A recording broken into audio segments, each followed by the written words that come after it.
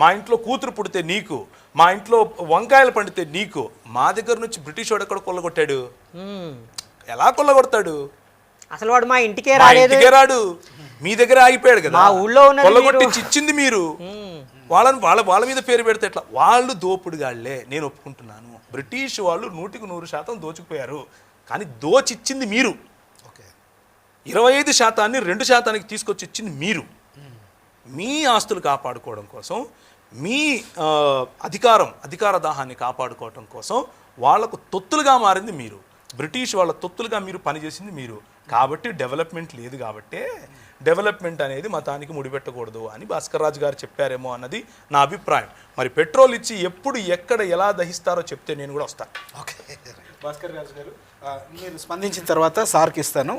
So ఒకటి, ప్రవీణ్ పగడా గారు British వాళ్ళు దుర్మార్గులను ఒప్పుకున్నారు. సో చాలా సంతోషం.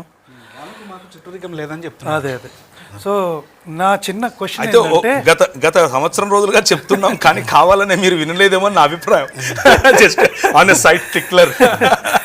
విభు గారు కూడా అన్నారు పోయిన ప్రోగ్రామ్ లో. ఇంకెన్నిసార్లు చెప్పాలి? దుర్మార్గులు మనల్ని దోచుకెళ్లారని ఒప్పుకున్నారు. 100% సార్. ఎందుకంటే చాలా మంది క్రైస్తవులు ఈ మాటను ఒప్పుకోవట్లేదు. బ్రిటిష్ వాళ్ళు మాకు ఆత్మీయ బంధువులు అని, మాకేదో బాగా చేశారు అని చాలా విషయాలు చెప్తున్నారు.